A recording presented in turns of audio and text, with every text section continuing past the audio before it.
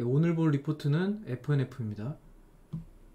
제가 좀 엔터도 그렇고 그 소비재에서 굉장히 제가 즐겨보는 그 애널리스트 중에 한 명이거든요. 그래서 굉장히 좀 설명도 잘 돼 있고 정리도 잘 돼 있어서 이 애널리스트 분을 발간 자료를 좀 보시면은 많이 도움이 될 것 같습니다. 그래서 오늘 할 건 FNF인데 FNF가 사실은 일단 첫 번째가 이제 중국 봉쇄 때문에 좀 떨어졌었고 중국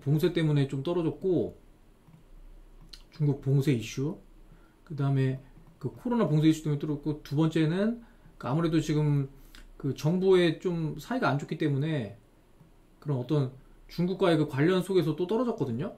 그래서 사실 실적은 저는 이제 크게 무리가 없다고 생각하고, 물론 4월, 5월은 이제 코로나 때문에 어쩔 수가 없고, 당연히 중국 매출은 4, 5월은 안 좋을 수밖에 없는데, 여러 가지 좀 좋은 요소가, 저는 어쨌든 브랜드력이 살아있으면은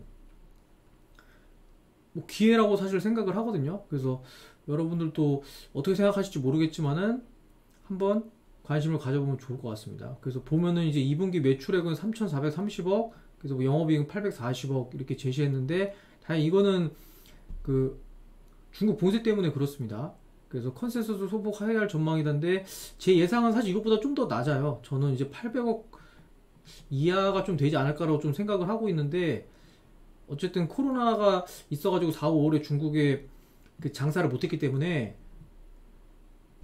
그리고 두 번째로는 MLB 국내랑 디스커버리 매출은 전년 대비 각각 한 25%, 18% 증가해서 내수 수요는 견조할 거다. 그래서 저는 뭐 MLB는 한 20%, 디스커버리는 한 15% 이렇게 생각을 하고 있습니다. 그리고 당연히 면세 매출은 뭐 당연히 감소할 수밖에 없습니다.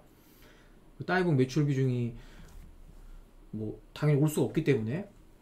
그래서 그거를 감안했을 때 중국 매출은 이제 840억인데, 제가 좋게 생각하는 거는, 그러니까 저는 결국에는 뭐 이따가도 정리를 한번 해보겠지만은, 결국에 이 브랜드력이 살아있는지 아닌지가 가장 중요하다고 생각하거든요. 그 첫 번째 제가 브랜드력이 살아있다고 생각하는 거는, 첫 번째가 이 점포수입니다. 그래서 코로나에도 불구하고 한 100개 정도, 그러니까 1분기 대비해서 100개 정도 늘어났거든요. 670개. 그래서 제가 봤을 때 어쨌든 회사에서는 800개 목표가 전혀 문제가 없다고 생각을 하고 있기 때문에, 저는 이제 브랜드력이 전혀 손상됐다고 보지를 않아서 괜찮다고 생각을 합니다. 그리고 어쨌든 온라인 판매도 타격을 입을 수밖에 없어가지고 뭐 당연히 4월, 5월은 어쩔 수가 없습니다. 4, 5월은 부진, 6월은 회복으로 간단히 이제 되는데, 과연 이제 미래 가치에서 이 브랜드력이 살아 있으면은, 뭐 우리가 생각하기에 이제 이런 막 중국하고 사이가 안 좋지만 사실은 예전에도 그런 이슈가 굉장히 많았거든요. 그래서 그런 이슈를 감안해서 지금 이 주가가 된 거라고 보시면 될 것 같고, 휴전 매장 대부분이 상해, 북경 등 여기 위치해 있는데, 어쨌든 소비 심리 둔화가 좀 감소가 됐지만, 그러나 6월 락다운 해제로 대부분 매장들이 영업이 정상화됐다. 그래서 기준점 매출 증가세가 전환된 것으로 추정한다. 그래서 중국 정보수는 1분기 561개에서 670개, 그래서 한 100개 이상이 늘어났습니다. 그래서 연간 목표 800개 달성에 무리가 없다. 그래서 첫 번째 제가 브랜드가 살아있다는 거는 점포수입니다. 점포수가 잘 증가를 했기 때문에 제가 좋게 보고, 두 번째는 6.18 행사에서 할인율이 작았는데도 회사에서 어쨌든 목표 이상은 잘 나온 것 같아요. 그래서 저는 이제 이 두 가지를 봤을 때, 아, 브랜드가 아직도 성장 중인 게 확실하다라고 저는 생각을 해요. 그래서 3분기 중국 사업 본격적 회복이 전망된다. 그래서 지금 12년도 퍼가 10배인데, 사실 이거는 좀 원래 말이 안 되는 거죠, 사실. FNF의 성장성이나 그 중국 사업까지 갔을 때 퍼 15에서 퍼 15 이상은 사실 충분히 받을 수가 있거든요. 그래서 한중 관계 불확실성이 확대되고 있으나 해외 사업을 영위함에 있어서 지정 리스크는 필연적 요인이다. 그래서 이렇게 말씀을 하셨어요. 그래서 저도 뭐 당연히 공감이 가는 부분입니다. 그런 리스크가 왔기 때문에 주가가 좀 떨어졌다고 생각을 하는 거라서, 그 3분기 중국 회복이 견인한 수익성 개선에 주목한다. 그래서 국내에는 MLB가 국내에서 잘 성장하고 있고, 디스커버리도 제가 봤을 때는 아직도 잘 성장을 하고 있어요. 카테고리 다변화로. 그래서 요거는 이렇게 잘 나와 있습니다. 그래서 중국 매출액 뭐 이렇게 되어 있는데, 요건 한번 보시면 될 것 같고, 점포수가 일단은 중요하기 때문에 점포수 늘어나는 거는 아주 잘 되고 있어가지고, 그래서 여기 보면은 추정이 잘 돼 있어요. 그래서 제가 생각하는 거랑 어쨌든 거의 비슷하고, 850억, 40억은 제 생각에는 나올지 안 나올지는 일단 한번 지켜봐야겠습니다. 네. 그래서 일단은 퍼도 굉장히 내려오는 상태라서 그렇게 부담이 없다.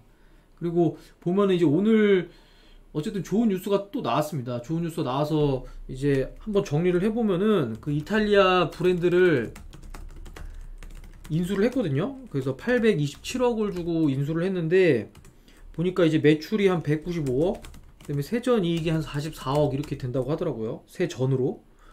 그리고 제가 어쨌든 좋게 보는 거는 일단은 테니스이기 때문에 좋게 보이고 21년도 매출 성장성이 굉장히 뛰어나다고 하더라고요. 90% 이상이니까.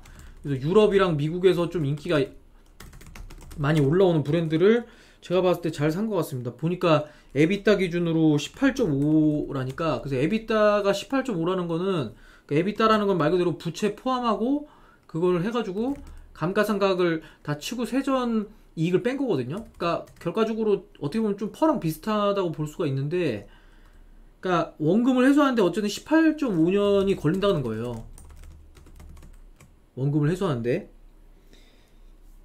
근데 제가 봤을 때는 뭐 브랜드력을 봤을 때 굉장히 좋은 뉴스인 것 같고, 그래서 브랜드, 제가 좋게 보는 건 이제 브랜드 확장이 테니스 뭐 이쪽으로 된 거고, 그 다음에 두 번째가 이제 북미 지역이랑 이제 유럽 지역도 진출하니까 또 이제 사실 테일러 메이드 이슈가 있거든요, 연말에. 그래서 엄청난 또 테일러 메이드 이슈가 있기 때문에, 테일러 메이드는 이제 골프인데 이제 골프에 이제 테니스까지 잘 들어가면은 사실 다변화된 거니까. 그리고 아까 전에 말한 거를 다시 한번 정리해 보면은 일단은 국내 MLB는 잘 성장을 하고 있고, 디스커버리도 마찬가지로 10% 이상 성장대가 나오고 있다. 아마 MLB는 충분히 더 잘 나올 겁니다. 그 다음에 두 번째는 아까 전에 그 중국 점포수가 문제가 없다. 그 다음에 618데이 온라인에서도 굉장히 매출이 잘 나온 걸로 알고 있다. 그래서 그런 거를 봤을 때는 저는 이제 브랜드력이 충분히 살아있다고 생각하고 더 이제 성장할 수밖에 없다고 생각을 해요. 그래서 여러 가지 좀 리스크가 생겼지만은 그걸 리스크를 감안해도 FNF가 워낙에 압도적으로 일을 잘하기 때문에 한번 지켜보시면은 뭐 올해 연말에 좀 괜찮은 주식이 되지 않을까 그렇게 생각을 합니다. 네. 그래서 좀 도움이 되셨으면 좋을 것 같고 오늘은 이만 마치도록 하겠습니다. 감사합니다.